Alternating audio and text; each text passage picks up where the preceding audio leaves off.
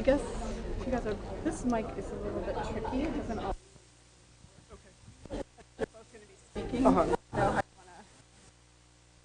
Is this one working at all? It's so weird. It works sometimes. So we can't rely on this one. Okay. Okay. It's not been reliable. It's an unreliable. All right. Well, I'll talk first, and then we can share. So, but I don't think I'm on here. Did you press the on button? I pressed nothing. All right. Is it this? Yeah, if it has the green light, it should be fine. It has the same code as the other one. It sometimes takes like 30 seconds or a minute to kick in. I guess it needs to be. Okay. Would you prefer, I just have a little introduction for you all, but would you prefer to do you two first and then introduce Jamie, or do it all and so you can segue smoothly? Yeah, we'll segue smoothly. We'll segue. Yeah. Yeah. Okay. Yeah. I don't hear myself. Do I? Oh.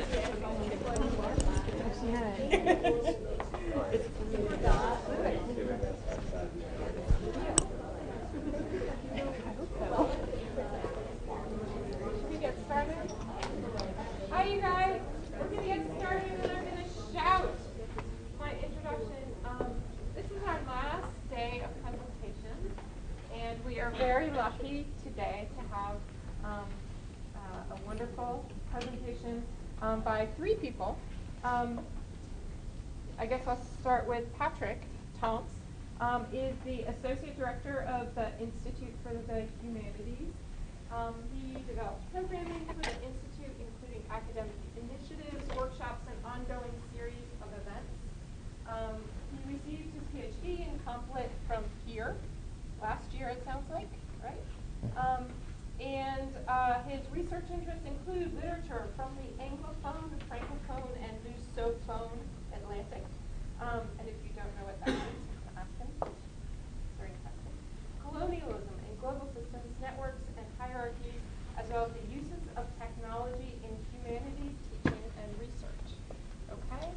He is here with a graduate student. No, I'm not a librarian. Oh, sorry. A visualization librarian, which is, I think, probably the coolest title I've ever heard for a job. So you can ask him about his job, too. His name is Justin Jock, and he and Patrick are co-teaching a Moby Dick class.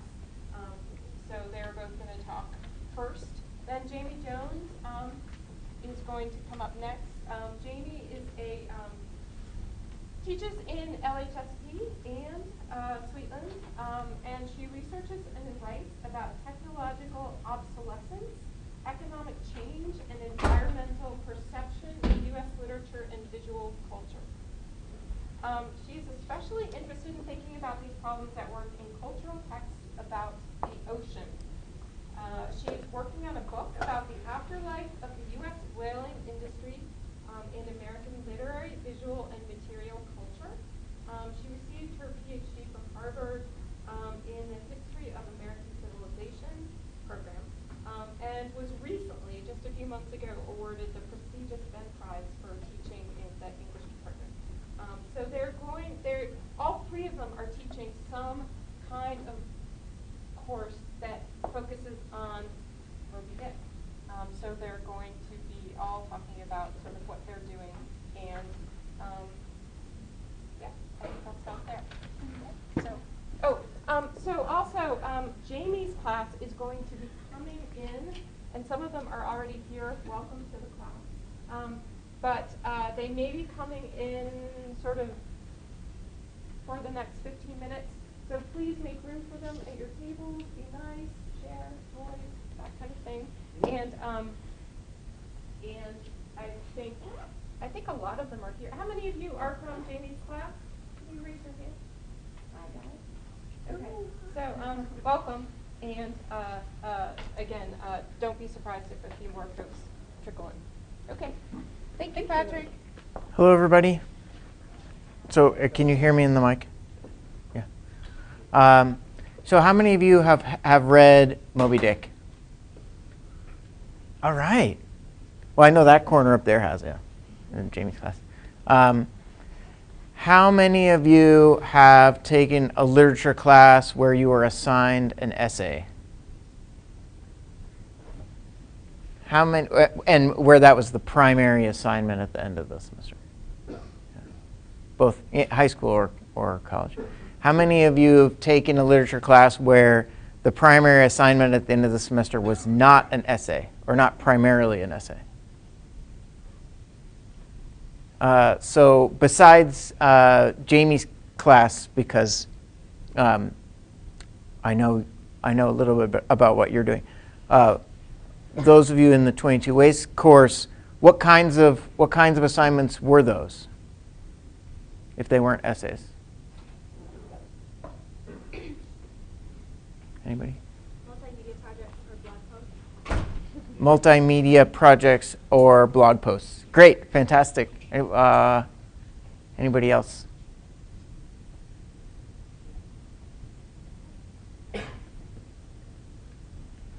Nobody? There were several other hands up. Did you all do blog posts? Okay, I'll assume you all did blog posts. And has anybody been asked to or taken on, of your own initiative, the project of doing a map related to a literature course or a literature project? Interesting. Okay. Well, that's the basis of Justin's and my course. It's a mini course, so it's only the second half of this semester. But the idea is read one book, make one map. But we have a pretty broad definition of what mapping is. But even so, that seems pretty specific, right? I mean, why make a map in order to study literature? So that's what I want to talk about for the next few minutes, is not just about making maps about Moby Dick. That's the subject of our particular mini course. But I want to talk about, or ask the question, why might it be useful to make a map in order to study a work of literature, a novel or otherwise? And so I'll tell you a little bit about a part of my research where I did that, that is not related to Moby Dick, but it is related to the study of maritime and oceanic culture. So that's also a thread that connects my research and teaching interests to Jamie's. So I'm going to talk particularly about a series of maps that I made related to this text, the interesting narrative of the life of Olaudah Equiano, which was first published in 1789. And the thing is, for a person, it purports to be a true story of his life. He traveled to an amazing number of places for anyone in the 18th century, but especially for someone who was sold into slavery in Africa and taken to the Caribbean and to North America and then to England. For someone who has been enslaved in the 18th century, he went to an extraordinary number of places. I mean, look, this is the map that I created of all the voyages that he describes in the narrative. And it includes lots of transatlantic crossings, as you can see, but also a trip to the Arctic, a trip to Central America, and travels all around in the Mediterranean as well. So what I did, I used a program called ArcGIS in order to code all of these things.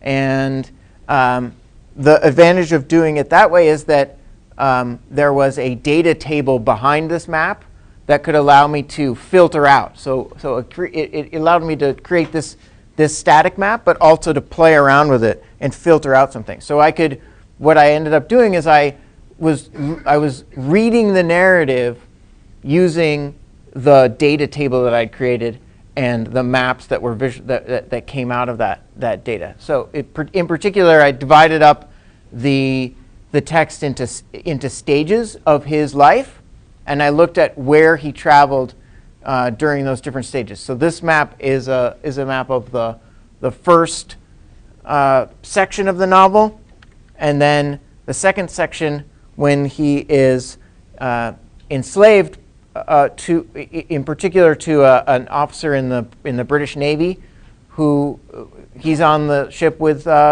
this guy for several years, 5 years, 6 years, and goes back and forth across the Atlantic. He goes to actually so many places in and around England that at this scale, it just looks like a whole big mess of lines up there in the upper right. This is zooming in on that same section of the map. So you can see all those different lines. Each line is a voyage that's described in the narrative.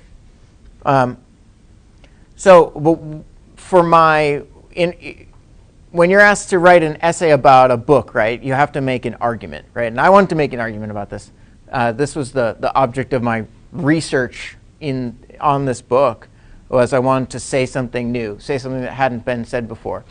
And rather than coming up with that argument and then illustrating it via these maps, I actually ended up finding out something about the book that I don't think I could have found out otherwise through creating the visualizations. And so I made my argument by doing the maps, not the other way around. And in particular, the argument that I made may or may not be interesting to you, but I pointed out just in that as an example of a process that by creating visualizations of a text that I got to my argument that way. So just to talk it through really quickly, basically the second half of the book starts at the moment when he is resold into slavery. He's no longer in the Navy.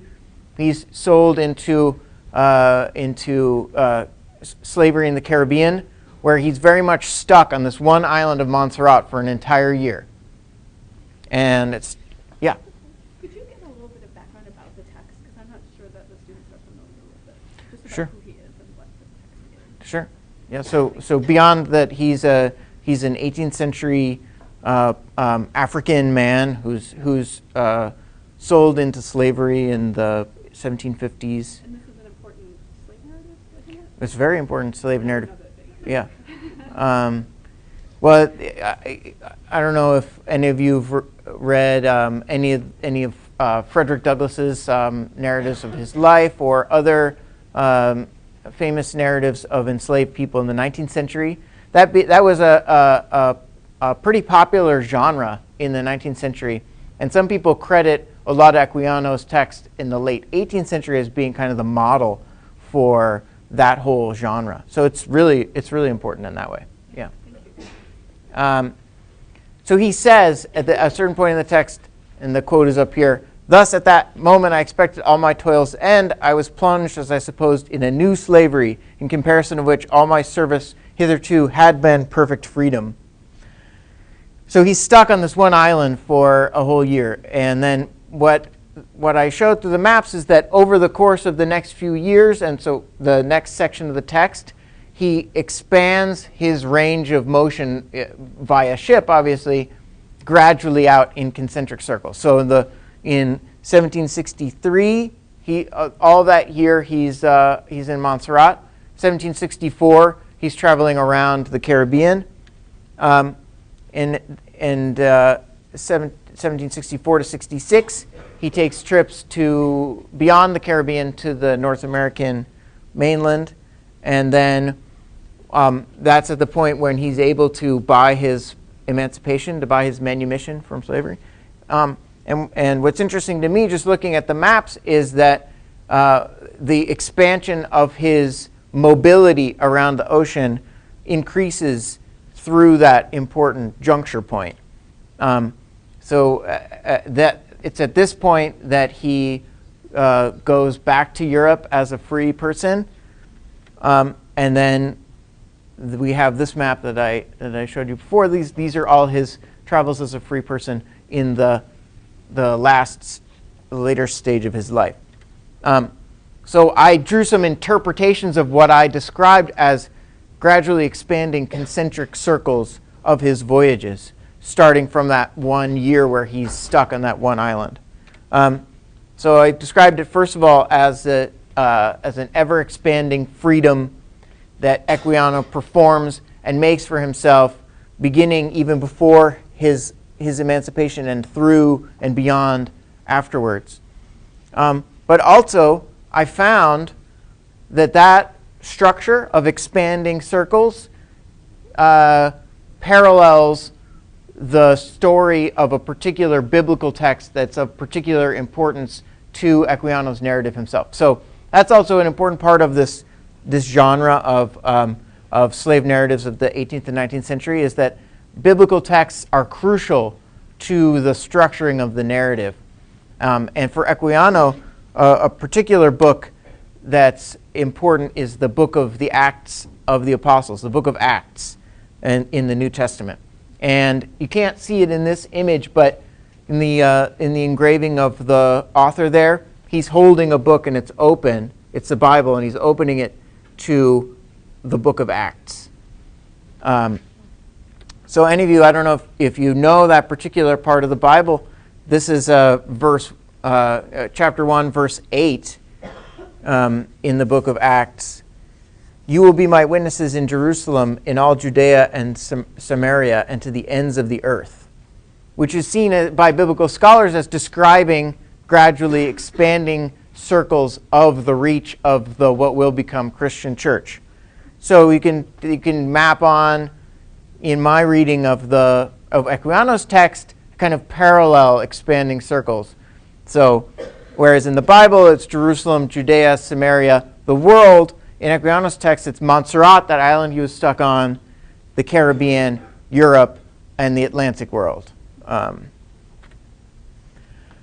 And you can also talk. I talk about how his freedom and his mobility are related. That he has in this early part of his life, when he's enslaved to a naval officer, he has a certain amount of freedom, not through his own choice, obviously, but he travels around Europe and goes across the ocean, and then, as I described, his mobility and his freedom together shrink to the limits of that small island of Montserrat, and then gradually expand out again. So there's a shrinking and there's an expansion, and that also parallels the two-part structure of the story of Jesus and the apostles that followed him. In the people describe it as the Luke Acts connection. So in the book of Luke, Jesus's world, his mobility is shrinking till he's stuck in a very famous way in Jerusalem, and then the book of Acts, the church expands out again. And so that's an additional parallel that I saw between biblical text and Equiano's text.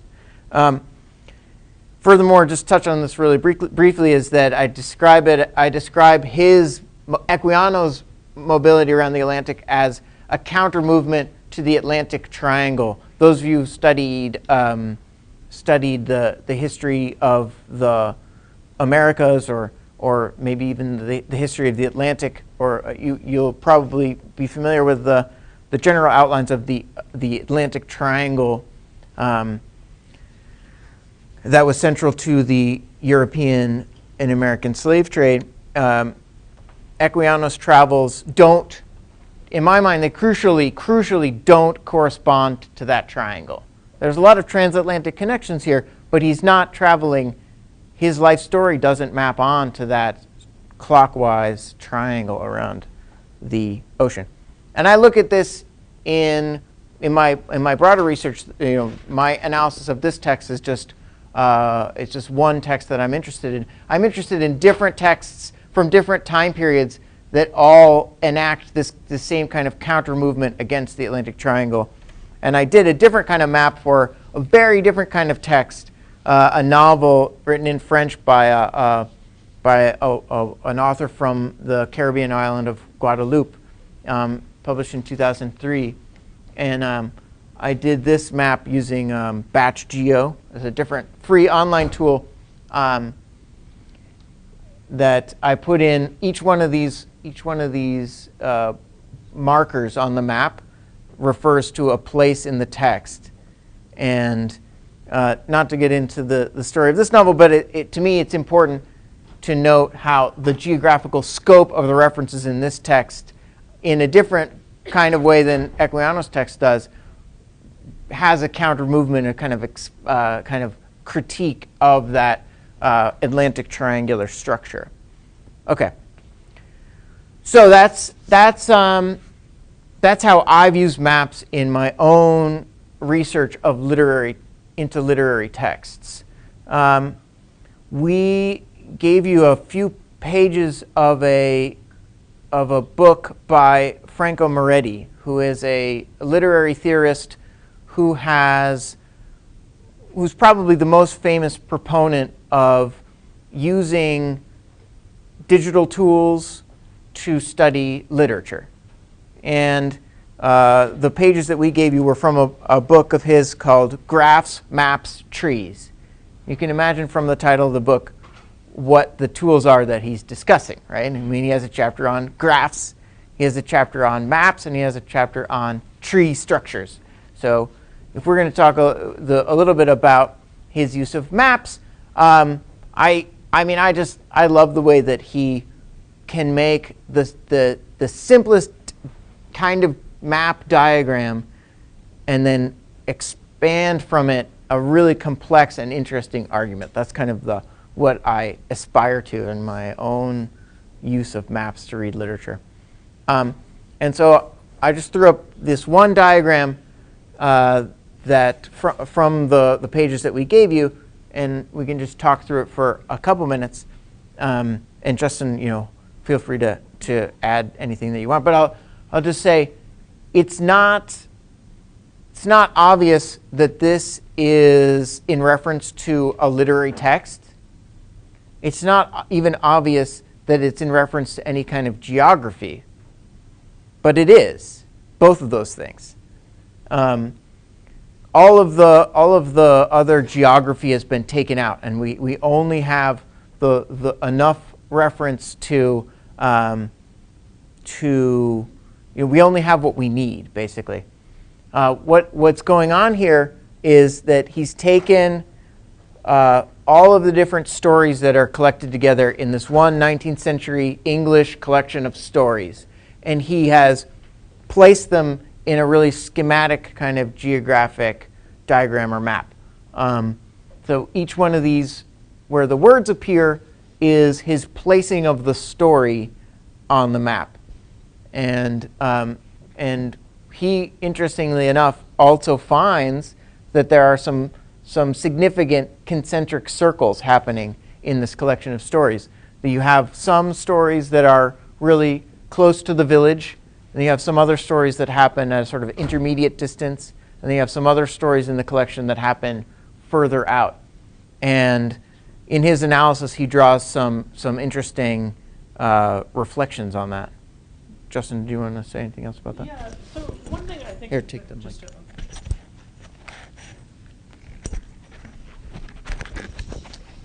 So for those of you who... I think one of the interesting things about the Moretti piece is, so he sort of invented this term that's now sort of in vogue called distance reading. And so the idea is that normally when you read a text, you read it sentence by sentence, line by line, we call this close reading. And the idea is that you're trying to really understand sort of the text as a text and what's sort of going on in it. And so his sort of idea, and a lot of people have picked this up, is that we can step back and read, sort of a text as a map, or he does a lot of stuff where he actually, in the graphs chapter, where he looks at all of the books published in England in like the 19th century, and where they were published and what they were about and this kind of thing, to sort of get a sense not so much about the sort of individual sentence level, but about the entire corpus. And so the maps chapter kind of fits into that in an interesting way. I'm just curious, what did you all think about the maps chapter? Did someone read it and think something about it?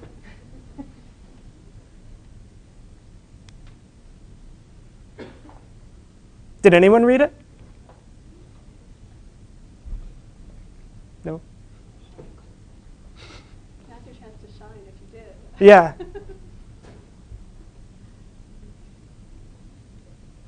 So did anyone have any thoughts about it? Or does anyone have any thoughts about this sort of, or maybe even the maps that Patrick showed, about sort of what they can tell us about literature or about reading literature?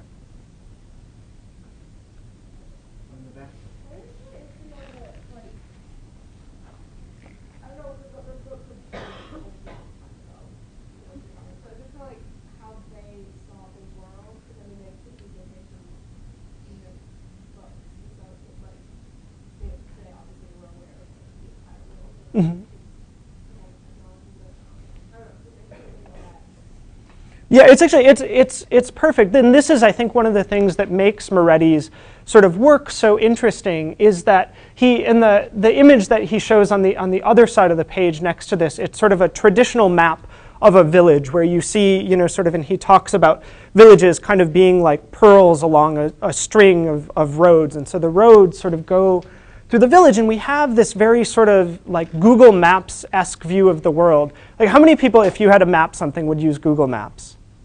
How many people use the built-in Safari or whatever the iPhone map is? People, but if most people use Google Maps, though, yeah. I mean, they look pretty much exactly the same, but I'm just curious.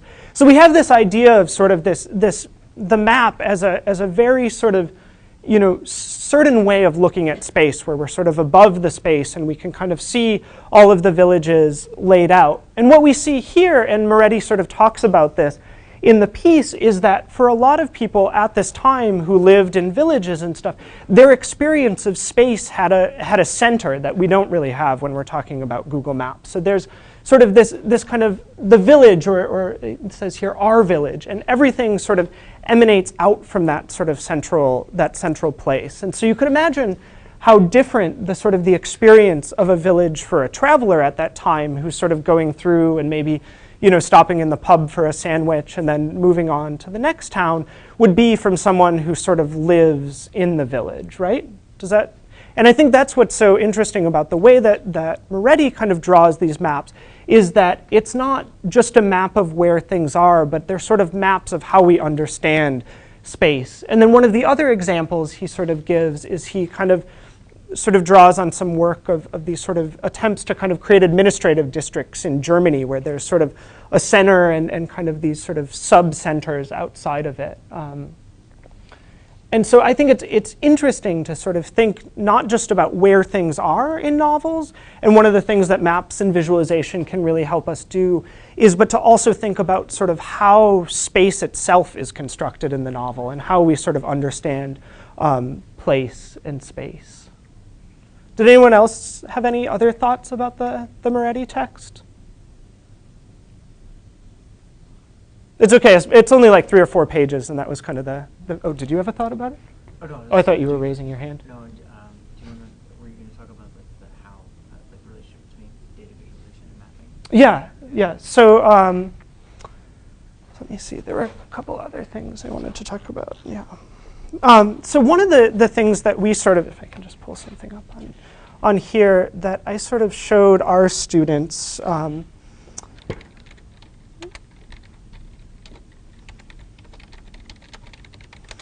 And we really wanted, so oftentimes we sort of see these visualizations, and let's see if I can zoom in on this a little bit. And it's sort of hard to kind of move, and one of the things I think Moretti does so well is he not only just sort of shows us something about the text, and you can also, and also Patrick did this really well with the sort of visualizations he showed, is that the visualization actually makes an argument about the text. And this is something, you know, that we oftentimes sort of ask students to do in terms of writing an essay. When you write an essay about a text, you don't just write like, oh, and then this thing happened, and this other thing happened, and then we were on to chapter 4. You actually try to make some sort of argument that engages with the text. And so it's one thing that we've really sort of stressed in the class, is that the visualization or the map that they're trying to make has to sort of engage with the text and say something interesting about it. So this was an example that we showed the students. Has anyone ever seen this before? A couple of people have? Oh, great. Great. So this is this famous visualization that kind of like always gets shown when people are talking about data visualization. But I think it's because it's such a nice sort of map, and it kind of really gets at what we can do to sort of engage either with a text or with history. So this was made in 1869 by this guy, Charles Menard. And it is a map/visualization of Napoleon's march to Moscow. And so he leaves here, and the width of the band is the size of the army, so the number of troops. And it's hard to read, but the numbers are actually on there. And so you can see that Napoleon sets out with this huge army, and then by the time he gets to Moscow, has just a fraction of the army left, and obviously loses the battle in Moscow, and then retreats, and that's the black line. And you can see it's actually, this is the scale bar, And the geography is here. There's a little bit with sort of the rivers. And you can even see here, I think maybe the ice broke and people fell in and froze in the river. And there's also the temperature here, I think, along the retreat is listed below the bottom. But I'm not sure if we could say that Charles Menard was a pacifist, but he was definitely opposed to war. And so the purpose behind this was this kind of anti-war message to suggest both sort of how gruesome and maybe potentially even futile these sort of campaigns were. But I think it's such a nice example because, like Patrick was saying, it only has the information that's necessary, and it also makes, I think, this really sort of forceful argument that you couldn't see in a narrative sort of way. So, and I think this is kind of what Patrick's work and Moretti's work is getting at, and what we're hoping that the students in our class are getting at. So it's not just sort of taking information and putting it on a map, but really sort of thinking about kind of the space of the novel and the space of the text or the space of history, and how one can sort of act and interact in that space.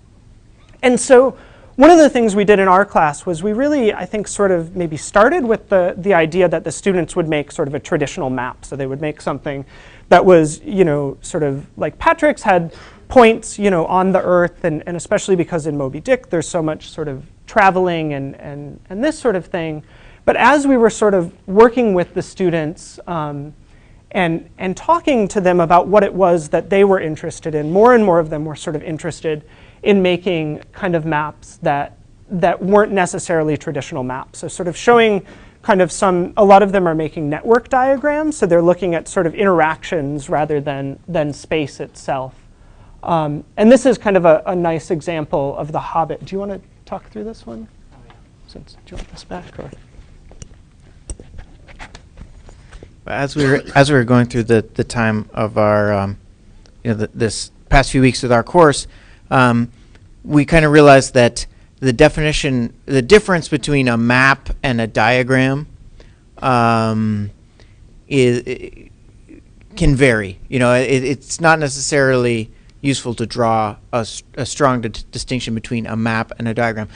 So as an example, this is not this diagram up on the screen is not one that that any of us have done, but we showed it to our class too because I like it. It's a diagram mapping all of the relationships between the characters in The Hobbit, chapter by chapter, and so you can see this is, if you go to chapter 3, the blue lines are all of the connections between the characters in that chapter, and then each one of those connections, as in character 1 talks to character 2 in that chapter, they're coded for whether it's a positive or a negative interaction.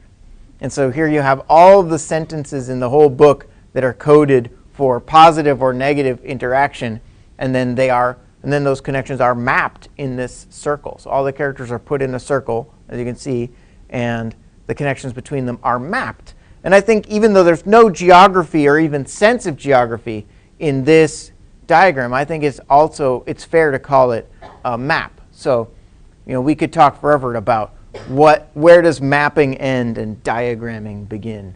I wanted to say something else about, when we're talking about old texts, as you in the back were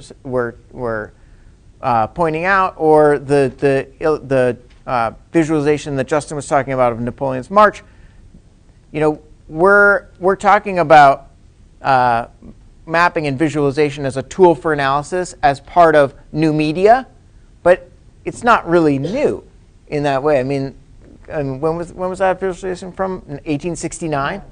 So 140 years before anything that we would call new media now. But I think as for the analysis of literature and history in academic contexts, it is new. It's still sort of gaining a foothold. But I think too, a lot of these sort of techniques, even though we can do them much faster and with much more data than we ever could without computers, we're actually sort of come out of sort of mapping techniques and statistical visualization. This is a sort of a map of whaling ships over time. Speak into this. Of do you know what the dates are on this? Is it showing the dates? 1830s to the 1870s. Oh, right. It's right there. So it's sort of showing the expansion of the whale fisheries, and you can see it sort of, it really takes off in a little bit.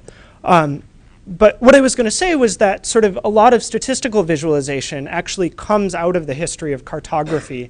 So there are all these sort of traditions of mapping geographic space, and then people started to realize that they could map sort of non-geographic spaces in similar ways.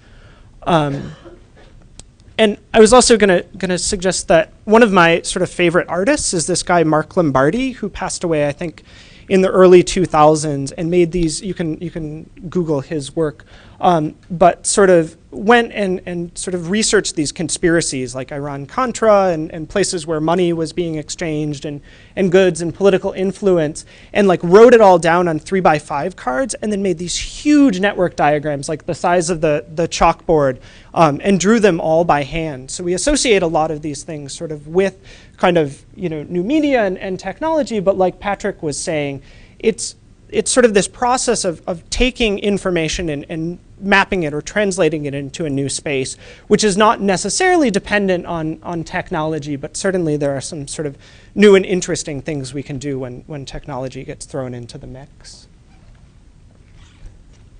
So this diagram, it's an animated diagram / map that we have up here, it takes us back to Moby Dick, because of course Moby Dick is about the 19th century whaling industry.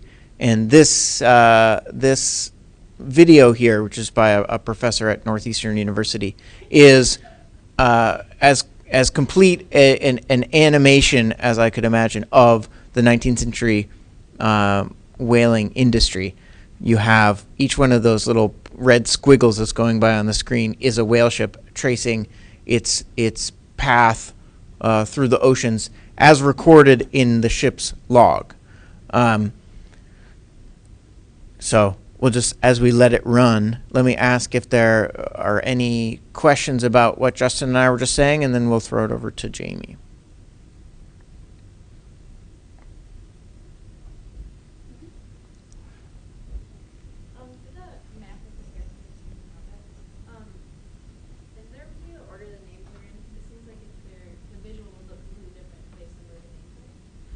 I don't know that because it's we didn't do it. I haven't looked into that, but you're absolutely right that every one of those choices about how the data is displayed can change the kinds of arguments that the visualization might suggest. This is Justin's area of expertise. Oh. Yeah, so I mean, there even things by changing the colors and the line weights and what you include, what you exclude makes totally different arguments, and you can sort of see that even in the example of Napoleon's march to Moscow. But I don't think it's it's obviously there's not like a right way to visualize information, so it really depends sort of. But you're absolutely right that those decisions totally impact what you can see and what you can't see. So.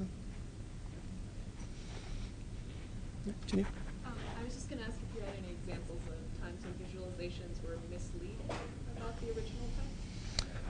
Well, I think almost like all arguments are misleading to some extent, that there's, that any sort of visualization chooses to include things and exclude other things. And so it's sort of, you're looking at this space that you can never see all of. And so it's more about making choices and justifying the choices that are being made.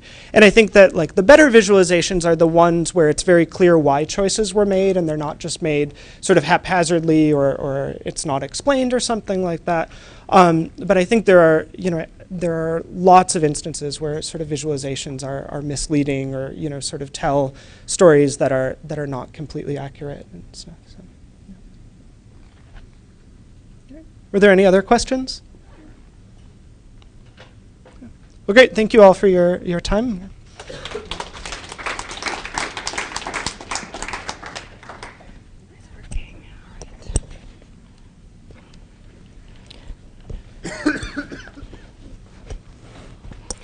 right, can you guys hear me through the mic? Yeah? If my necklace is like jangling and deafening, you'll give me the high sign, right? Okay, good.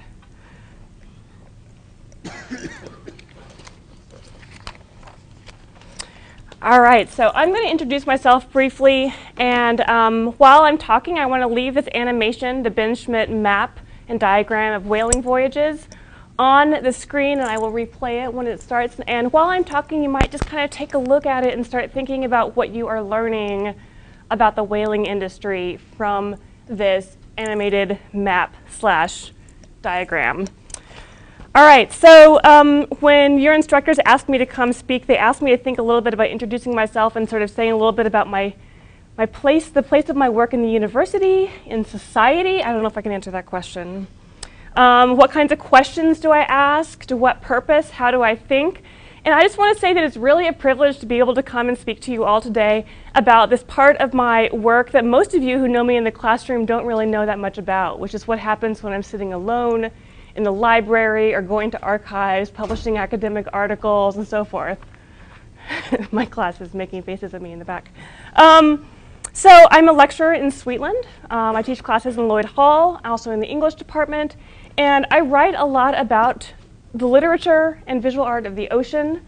And something I'm really interested in is the whaling industry. And I'll get a little bit to my specific questions that I'm asking, and I hope that the presentation I'll be giving today will give you an illustration of how I think, at least how I think about Moby Dick, at least a part of how I think about Moby Dick. There's a lot to think about. So what do you guys know about whaling? Why did we go whaling? What was whaling all about? Jake? Oil. Whaling was about oil. Oil used for what? For energy. Yeah. Whaling was energy. That's why we went whaling. That's what whaling was all about, was energy. Before a combustible engine in the early 19th century, we needed oil to light things, to sort of light public and private spaces.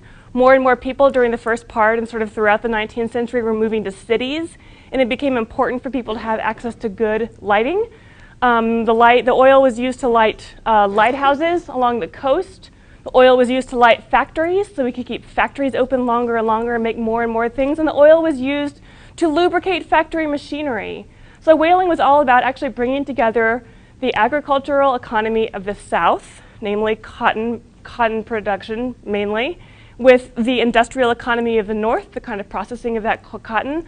Whaling was a really important part of knitting together the United States economy in the early part of the 19th century. And it was also a global industry. I mean, if nothing else, I hope that you're getting a sense of just how global the industry was. We talk a lot about globalization and global American industry right now.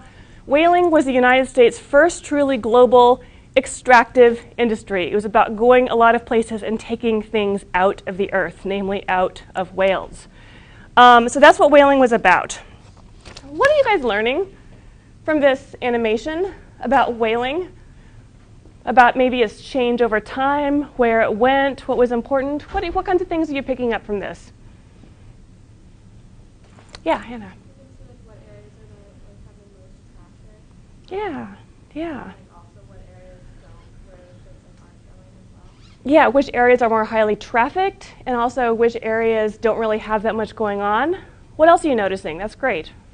Yeah, Jason.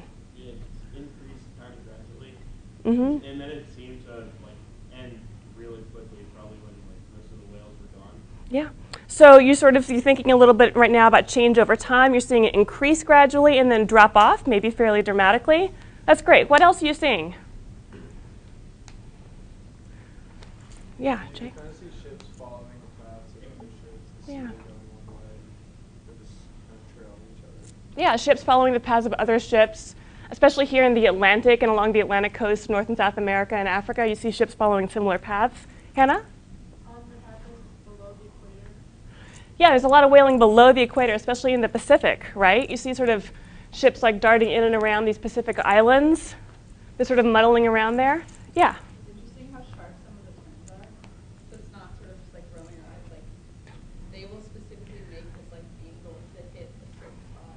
Great. Why do you think that is? Probably just over the years, maybe with like the whales patterns, that's like where they would be. Mm-hmm. Like they've like learned Yeah. Like, check that. Yeah, so you're kind of tracing an accumulation of knowledge about where whales are as knowledge is sort of circulated among the American industry. People are trading information about where the whales were. This was big business. Whaling sounds super arcane, way politically incorrect and violent. It sounds really strange to us, but this was big business in the 19th century. And so you're talking about the circulation of a kind of specialized knowledge. Sarah? Sarah Schucker, did you have anything? Did you have your hand up? Nope? All right. Sorry. Oh, you're Sarah. Oh, man. Well, you're now Sarah. You're both Sarah. So, I mean, basically what you're doing by looking at this visualization is reconstructing the history of whaling. The sort of golden age of the period, what historians call the golden age, the age of peak production, the golden age from the point of view of people making money, not from the point of view of whales. The golden age was between around 1820 and 1860, and then it dropped off very sharply. What do you think happened in 1860?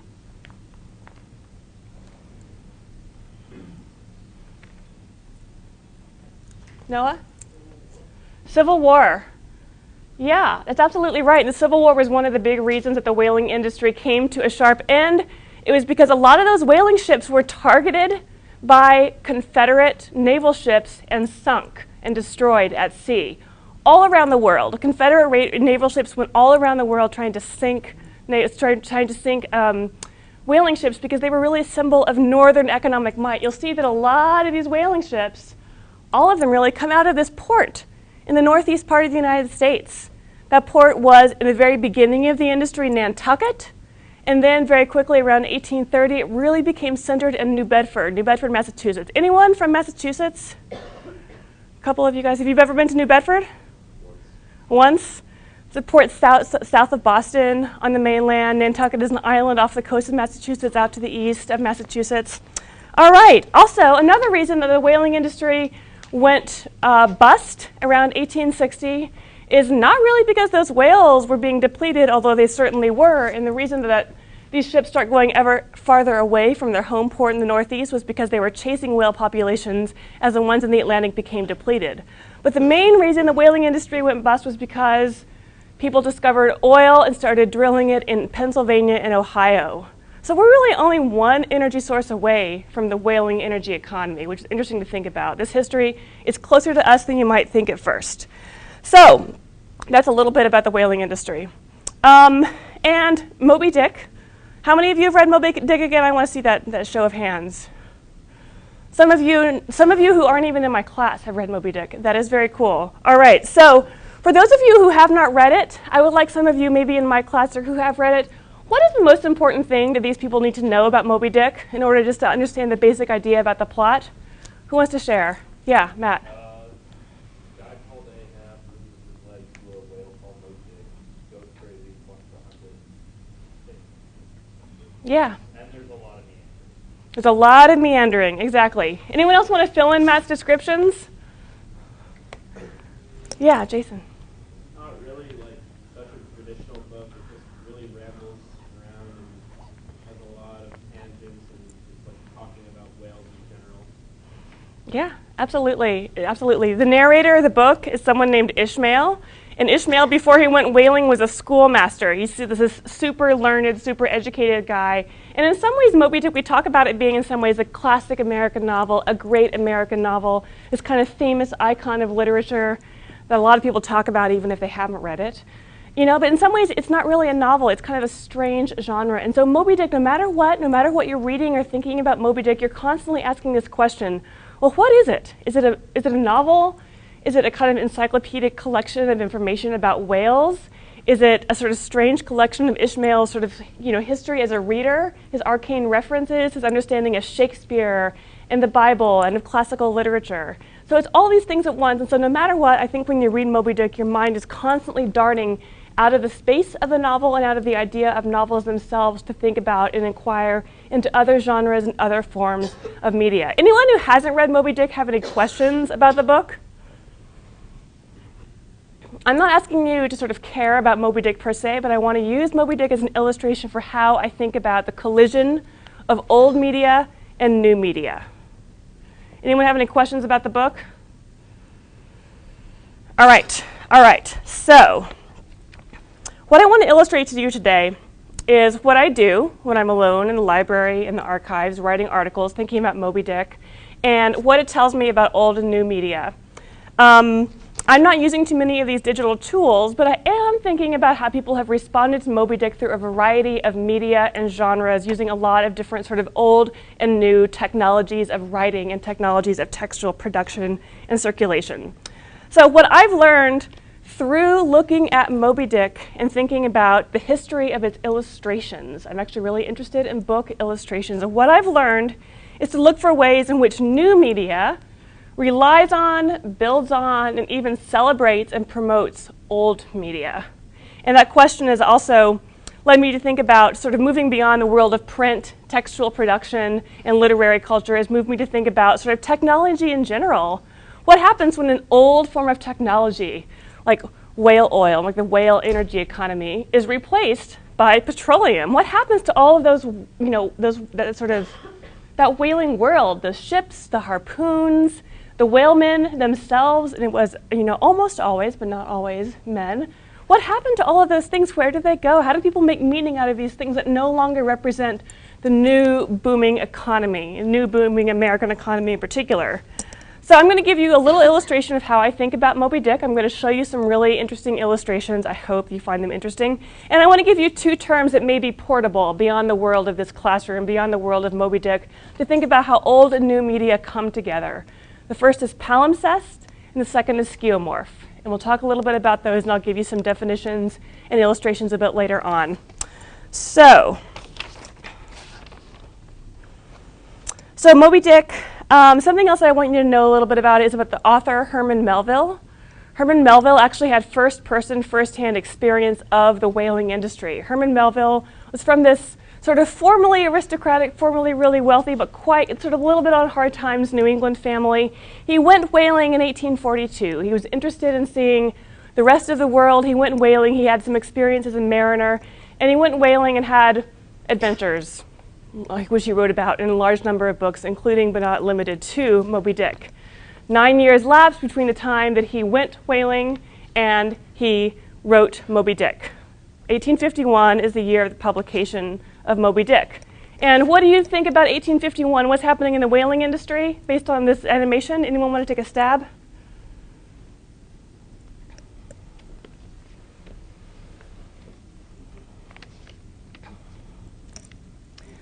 Well, I won't let it replay all the way. That'd be a little bit much. But what's happening in 1851 is the industry is booming. 1840, 1850s, these are decades in which the industry is at a real peak in terms of the production of barrels of whale oil and also the number of voyages dispatched. So there are more people working in the industry than at any other time, and more oil is being produced and brought back to the United States. So something that's really weird about Moby Dick is that even though Melville went whaling and wrote about it and published Moby Dick in the very decade in which the whaling industry reached its peak production, he describes it already in this kind of antiquated, old-fashioned way. He goes whaling on Ishmael, our main character Moby Dick, goes whaling on this super old whaling ship. It's 50 years old. That's very old for a ship that's traveled around the world multiple times and endured a lot of labor. He goes whaling out of Nantucket, not out of New Bedford. New Bedford is the center of the industry. New Bedford is this booming boom town. It was thought to be the richest city per capita in America in the middle of the 19th century. He doesn't go whaling out of New Bedford. He goes whaling out of Nantucket. So there's a strange way in which the whaling industry, as it comes down to us in Moby Dick, is already weirdly old-fashioned, kind of anachronistic, kind of out of date. In some ways, we see the whaling industry being described in the way we might encounter it right now if we were going to go look at old, sort of quaint New England villages and think about sort of the strange world of the economy of the past. So I think that Melville is doing this really weird thing by setting this booming, contemporary, big business industry as something that's already a little bit like foregone. It would be like what if you were writing a novel about Silicon Valley and describing it as this place that was a little bit run down and people weren't doing so well, and it was a site of former wealth and former business, but not so much right now. That would be really weird to do, right? So I was thinking when I was reading Moby Dick in graduate school, getting ready to write my dissertation and think about moving on into the world of academia, What is up with that? What is up with this strange anachronistic move in Moby Dick? And looking at illustrations helped me think a little bit about that. So I'm going to take this mesmerizing illustration down for a moment. So you guys read my article in the journal Commonplace about Matt Kish. And so a lot of what I'm going to say about this particular illustrator is going to be a bit of a review. Matt Kish is a contemporary illustrator. He lives in Ohio. His day job is that he's a librarian at a public library in Dayton, Ohio. And he's an artist. He's not a formally trained artist.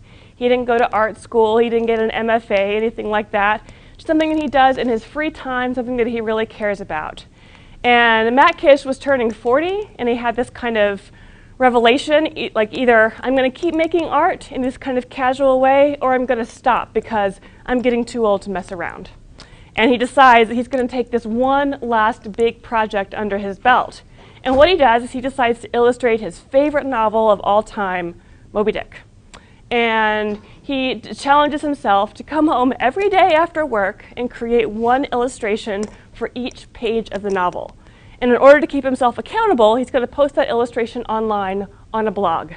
So Matt Kish comes home from his day job as a librarian in Ohio, goes upstairs to a closet that he has repurposed into an art studio, closes the closet door behind him, and in this sort of obsessed and obsessive way, he starts creating illustrations. One page, putting it online every day, one page a day. I got interested in this project pretty early. As you can probably imagine, I'm a little bit obsessed with Moby Dick myself. So when something is going on, I tend to find out about it as quickly as I can. So I started following this project. And as you can see, Matt Kish illustrates Moby Dick in a way that is very much not about the 19th century at all. It draws on this very contemporary vernacular of imagery that might remind you of what? What does it remind you of?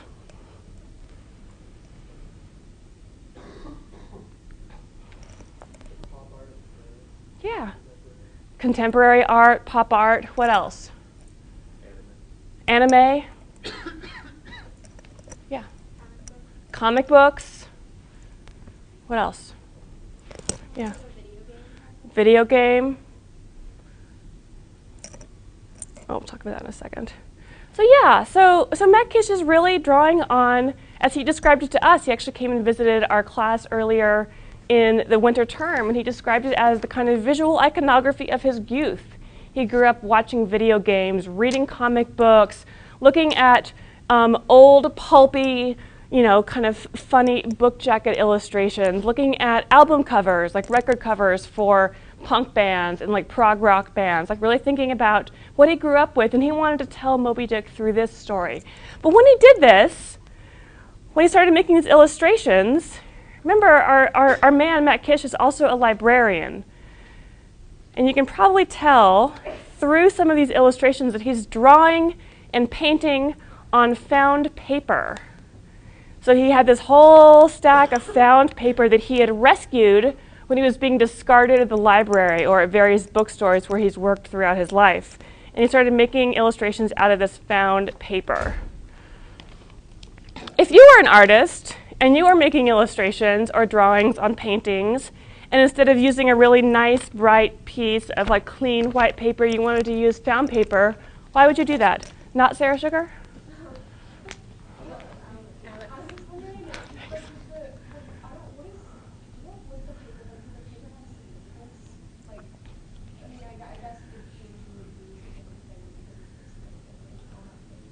Yeah. Yeah, that's a really good question. People, when Matt Kish came and talked to us, some of you asked this question: did the paper have a significance based on what he sort of illustrated on top of it? What did he say to that? You guys remember? Yeah, Seth?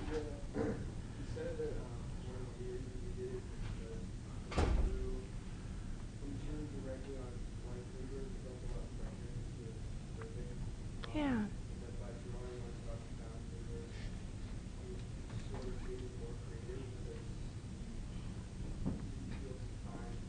Yeah.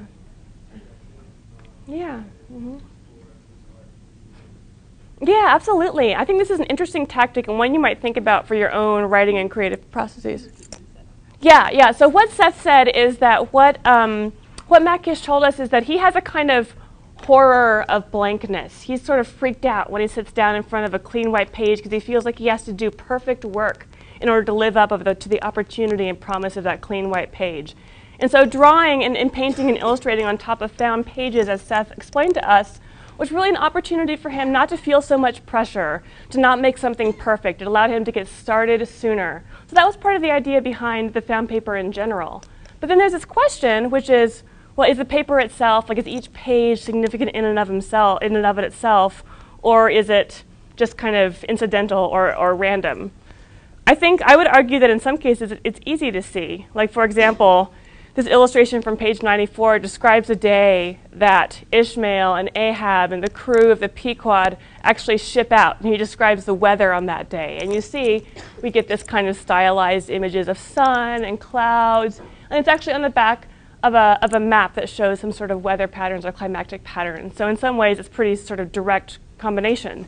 In others, I think the connection between the found paper and the illustration is a little bit harder to figure out. So you're an artist, you take found paper, what's the idea? Why would you do that?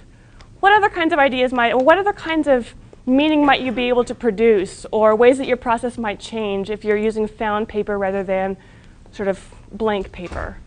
Why would you do that? There's no right answer to this, and we can think about what Matt Gish did or didn't do, but what are some other reasons?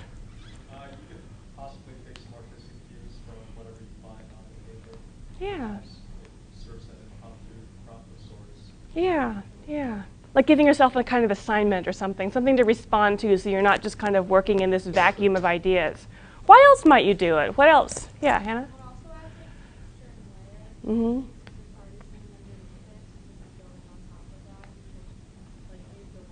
Yeah. Yeah, a built-in layer or a built-in complexity that might add some texture or depth to your work. That's great. It can be a way of commenting on what the found page is. Yeah. So either contradicting it or questioning it or something about what it's saying. Yeah, kind of a work that's a dialogue within itself, a work that asks questions, that responds to, that is inspired by what's behind it. Can you think of other reasons?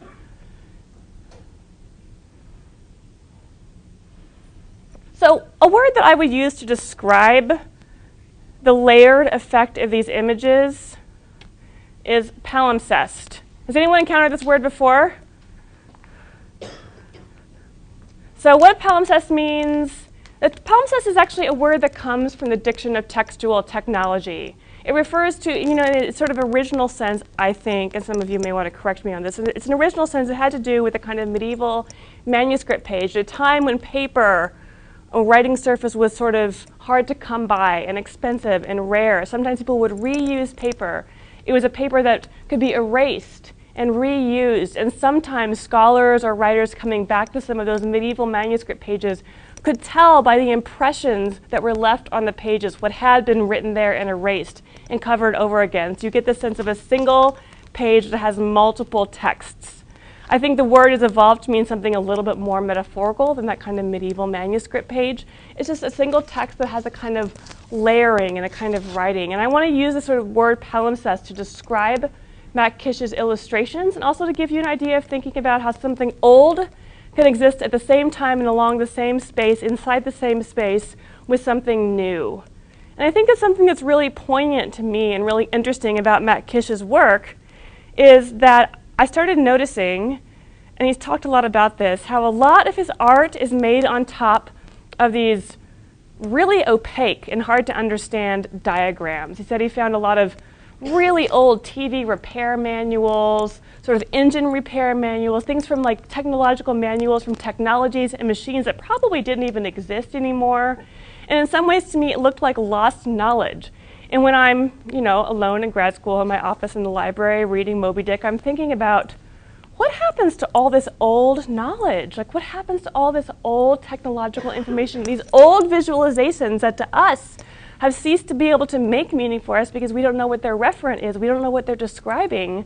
What happens to that? And in the case of Matt Gish's art, I think that what he's doing is sort of drawing attention to it, preserving it and reinventing it and covering over it and coming into dialogue with it and being inspired by it, sort of taking the knowledge of the past and making new use out of it. So that got me to think about, well, again, Melville, back in the 1840s and 50s, writing about Moby Dick, he's already looking ahead to the time when whaling itself, big business, is going to be obsolete, and how are we going to make a meaning out of that? He wasn't Mr. Forward-looking, manifest destiny, thinking about the kind of booming imperialist capitalist economy of the United States. He was thinking about, well, what are we going to do with all of this old crap that's laying around? How are we going to make meaning out of it? What is that going to mean? What does that tell us about capitalist expansion? So, palimpsest. There's your portable word to think about Moby Dick. And now I want to move backwards in time to 1930. And I want to talk about another set of illustrations. So Moby Dick, as a great American novel, the great American novel, a literary classic, this highly canonized, famous book, you know, it's been responded to in a lot of different ways. There are literary critics like me and Patrick who write volumes and volumes of literary criticism, essays, argumentative journal articles, books, book chapters about Moby Dick. There are also artists who are inspired by Moby Dick and who create illustrations, sort of create new editions for it. And I'm going to take you now to 1930, sort of a midpoint between Moby Dick in 1851 and Matt Kish in 2014. And I want to talk about this artist, Rockwell Kent. Anyone familiar with this artist? You are? Yeah, you are. All right, yeah, you are. You better be. So Rockwell Kent is an illustrator and an artist. He was born in the 1870s, or 1880s rather. He died in 1971. He was an artist and illustrator, a commercial artist. He did a lot of advertising art. He was a writer, and he was an adventurer. And in his time, he was a celebrity. He was a famous artist. In fact, he and Norman Rockwell, an artist you guys are familiar with, right? It's sort of like Americana, classic images of Americana. He and Norman Rockwell were friends and correspondents, and Norman Rockwell would have to send all of his mail to Rockwell Kent because Rockwell Kent was the more famous artist and Norman Rockwell got all of his mail. He was sort of forgotten in his time. Rockwell Kent, on the other hand, hasn't survived with quite the same amount of fame and celebrity. So in the 1920s, Rockwell Kent gets a letter from this publisher in Chicago. And this publisher in Chicago is like, hey, we've just invested in a whole bunch of new printing equipment, and we want to show the world just how great this printing equipment is and what we can do with it. And we want to sort of publish a set of illustrated classic American books in order to show publishers all around the world that they should actually use us to print their books because we've got the best printing equipment. We can do the most advanced stuff. Think about this as sort of the 1920s and 30s equivalent of the Hollywood studio with the best access to CGI technology, right? It's like we can make pictures that are unlike anything you've ever seen before. And so they get in touch with famous artists like Rockwell Kent, and they say, hey, you want to illustrate a book? We'll pay you lots of money. And Rockwell Kent said, yes, but I want to illustrate Moby Dick. And the reason was that Rockwell Kent was really inspired by these 19th century stories of adventure on the high seas because he himself was a sailor, an adventurer. He traveled all around the world. He sort of saw himself working in a tradition of 19th century adventure, even in the 20th century. So Rockwell Kent is like down with this project of illustrating these classic American books. Imagine the media landscape in 1930.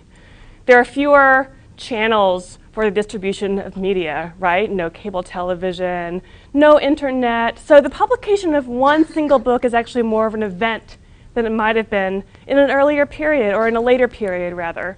So when Rockwell Kent's Moby Dick is eventually published, after he got extensions for 3 years, because he was late, because he was sailing in Greenland, when it was finally published, it made a big splash. People loved this book.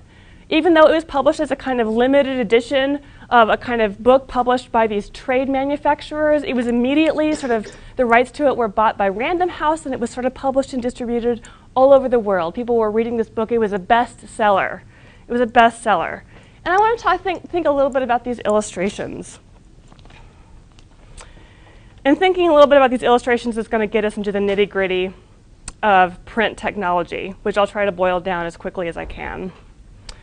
So Rockwell Kent made these images. How would you guys describe them? I'm giving you kind of a sampling. What stands out to you about these images?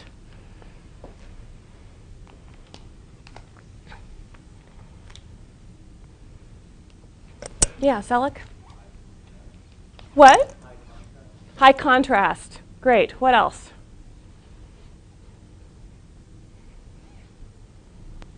Matt?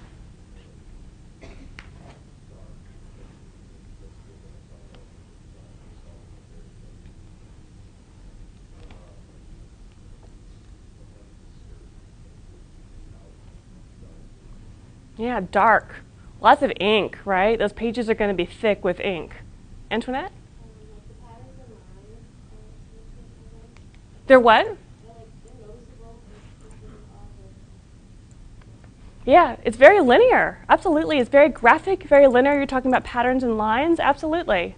What else are you noticing? Yeah. Kind of off what they were saying, I'd say they're like Kafka-esque almost. Why are they Kafkaesque? That's a really interesting description. Like dark, like angular, all that kind of just like evokes kind of that sort of. Yeah, the kind of darkness, the angularity, the stylized quality that you might see in literary texts like those produced by Kafka in addition to these visual, like pieces of visual culture. Well, I would call these, and I have called these illustrations as being in the style of woodblock engravings. So let's get a little bit into the nitty-gritty of print technology. So when Lakeside Press decides to put out this really fancy series of books to show off what they could do with their publications and what they could do with their printing presses, they did not have in mind necessarily the kind of stark black and white contrast that Rockwell Kent decided to work in. Now, they were excited about his illustrations because they were beautiful, because they were fashionable, because they evoked this kind of Art Deco stylization, linearity, curvilinearity, I would even say. But they weren't up to date. They didn't show a lot of detail. They weren't finely grained.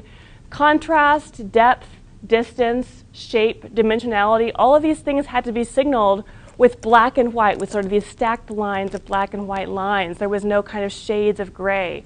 And that was a very strange and interesting choice on Rockwell Kent's part. And he was really working within and inspired by a much older, in fact, a medieval form of print technology, which is woodblock engraving. Anyone actually done any woodblock engraving and printing? You know what that looks like? Yeah, there's some heads nodding. What do you do? How do you do it?